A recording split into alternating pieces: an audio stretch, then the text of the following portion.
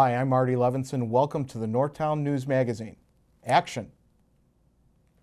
Hi, I'm Marty Levinson. Welcome to the Northtown News Magazine. Hi, I'm Marty Levinson. Welcome to the Northtown News Magazine. For the identity of the real Marty Levinson, stay tuned to the Northtown News Magazine. Hey there, I am really Marty Levinson. Don't let anybody fool you. Welcome to the Northtown News Magazine show with the greatest cameraman around, Sonny Hirsch, and your host, Avi Myers. Thank you, Marty. Avi Myers, Northtown Neighborhood News Magazine, a presentation of Sonny Hirsch and myself. Dial us up on the web at www.ntnm.org, Community Policing Caps24.org, and we congratulate the police department for expanding their community policing. On another show, you can check out Commander Mark Buslick, who has some very interesting things to say along those lines. And in any event, it is a pleasure. Thanks to my entire tech crew, Sonny Hirsch, over 1/3 shows watched on the website.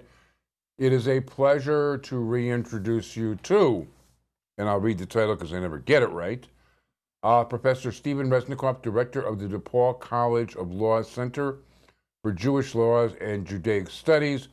The center especially focuses on combating anti-Semitism, and the center depends on private donations. Okay. We already had $650 million earlier on the show from Sheldon Adelson.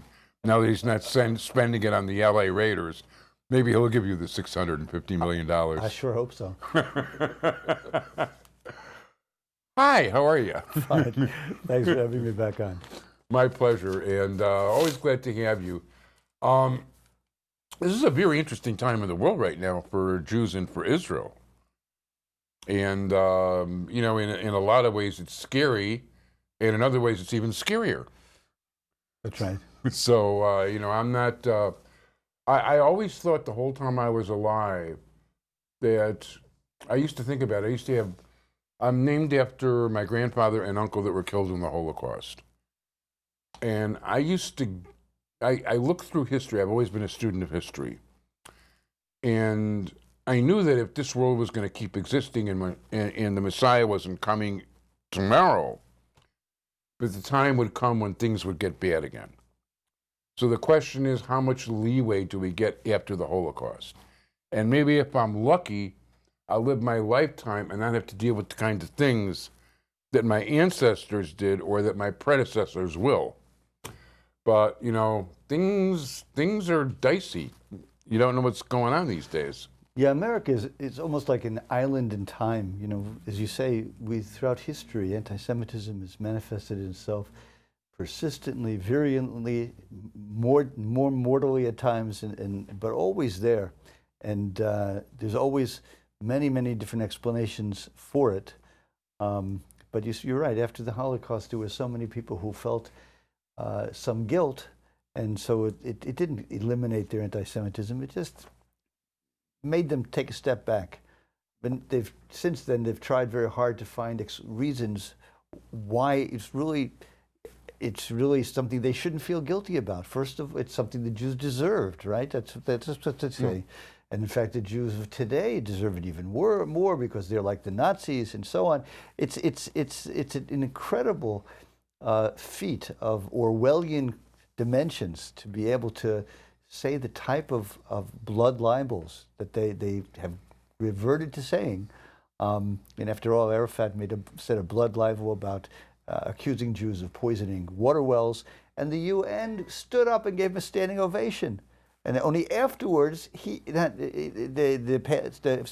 afterwards, not Arafat, I said Arafat, I'm sorry, but the Abbas. Mohammed Abbas. Abbas, I'm sorry. Leader of the Palestinian Authority. Yes, and so Abbas himself had to admit afterwards that it wasn't true. And he did admit it. But the United Nations, instead of condemning him for these outrageous lies, they stood up and applauded. I mean, that's who they have. They want to feel that it's the Jews' fault because then they don't feel so bad about themselves or their ancestors. No, I don't think there's any. I think you're right about that. It's funny. I got an invitation. You probably did too. Not that I'm active in the Wiesenthal Institute, although, obviously I was a fan of Simon Wiesenthal, and The fact is, Marvin Heyer actually wrote for Jewish Chicago in the 80s. Really? Yeah. Actually, they solicited me. It was really cool. They wanted to write in the paper, Marvin Heyer and his cohort. But yeah, I have about three or four different articles over the course of time. In case your listeners don't know, Marvin Heyer, who spoke at the inauguration. Yeah, and spoke very well. He basically, he gave, it's funny because somebody quick tweeted, Joel, do your fact research next time, Psalm 135. And he touched on it, but really was more like 137. But he didn't do all of it. He actually took different things from different Psalms that applied to the king of a country and or a new ruler, because we don't have kings, although as much as Bush and Obama wanted to make it an imperial presidency. But, by the way, for those of you who are saying he does everything by executive action, according to the Washington Post, in the first 10 days Obama was in office, he did 9 executive actions, and Trump did 6. So he's not being quite, I'm not defending him. Trust me, I'm never going to do that, but,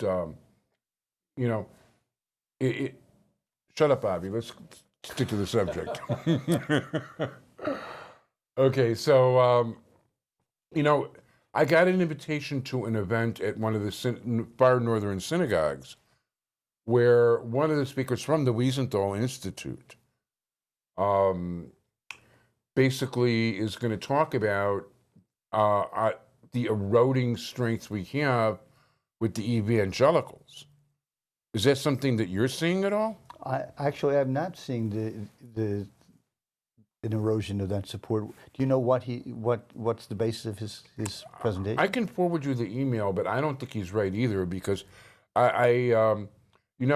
it's like part of if you're going to be involved in pro-Israel stuff, there's no way you're not running into some of the evangelical crowd. It's just the way it is, almost no matter what you're doing.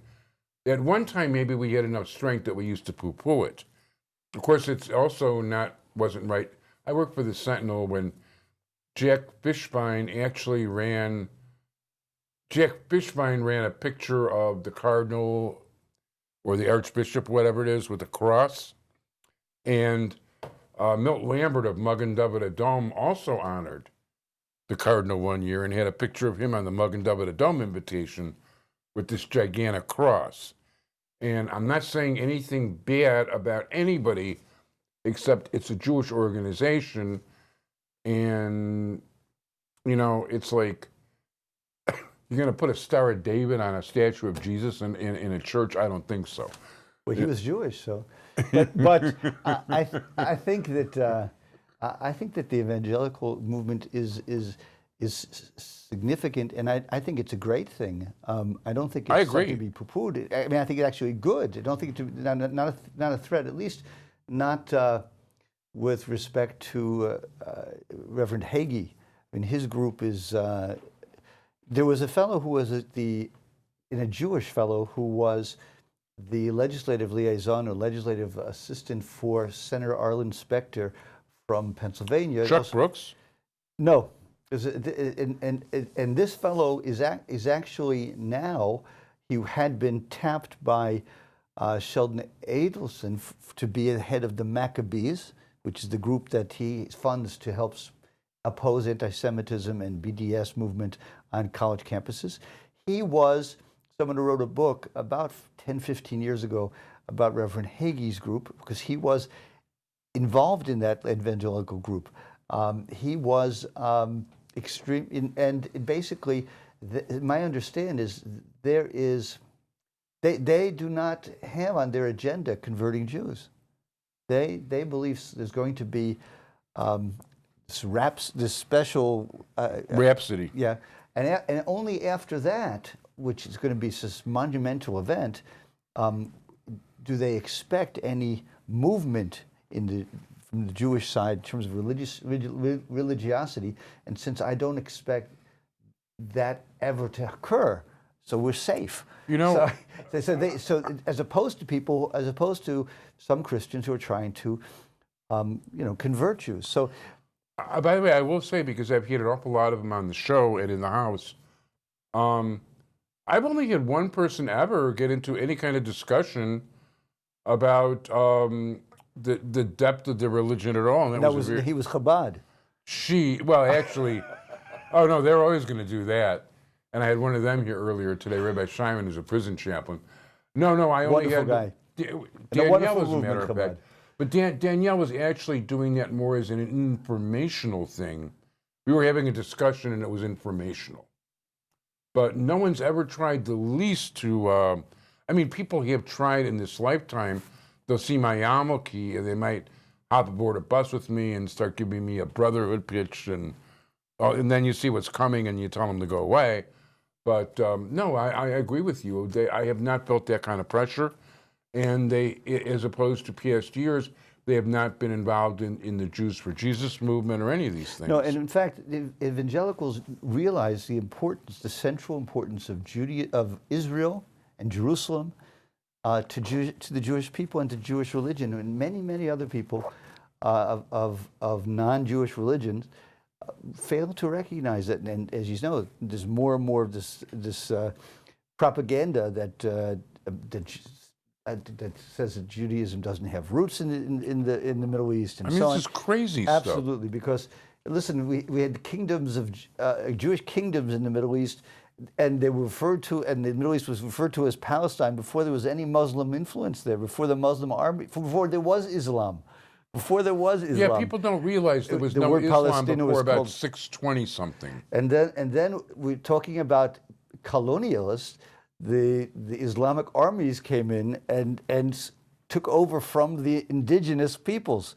So but you know what I want to really I think that your audience should hear about a little bit is the problems that we're having about anti-Semitism on campus. You mentioned that you thought that you hoped that you'd be able to enjoy this island, this respite from anti-Semitism after the Holocaust, but we're seeing now that it's not the case. We're seeing that throughout Europe, Jews are being persecuted and persecuted, and they're leaving places like France. They're leaving places like Switzerland. A chief rabbi in one of the countries said that his son left. He stayed only for the aged population.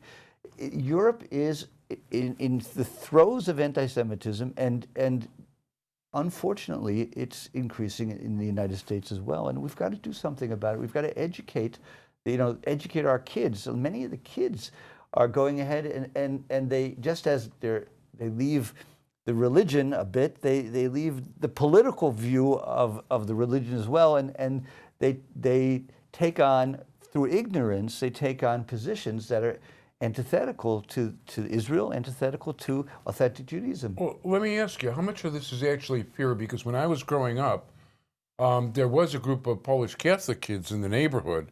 It wasn't a predominantly Jewish neighborhood, and certainly not even though we had a couple of kosher bakeries and kosher butchers and all that on the south side, if these Polish Catholic kids saw us with the yarmulke, we were getting beaten up. And so, to a certain number of people, I have always had the feeling that not being religious sort of meant, it's like, I don't want to be involved in the next Holocaust. I don't want to be fried. I don't want to get beaten up because I'm Jewish. I want to anglicize myself. But the anti-Semites never restricted themselves to those people who looked like Jews. In Germany, 1/8. If you were 1/8 Jewish. Right.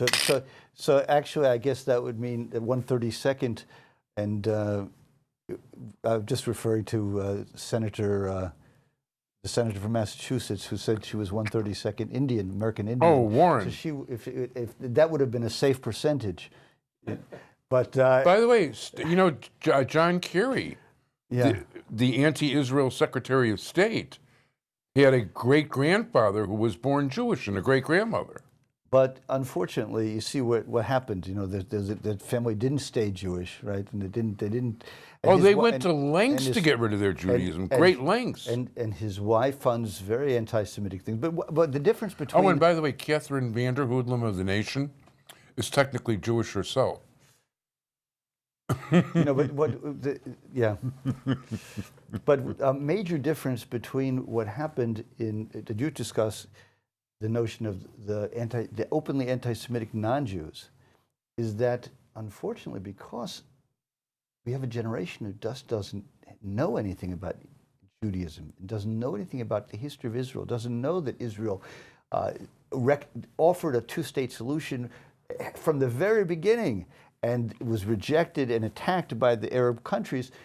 What happens is, in this day, this may be the first time that in our lifetimes at least, that you have organizations that call themselves Jews for Peace, and they don't really support peace. They support those who attack Israel.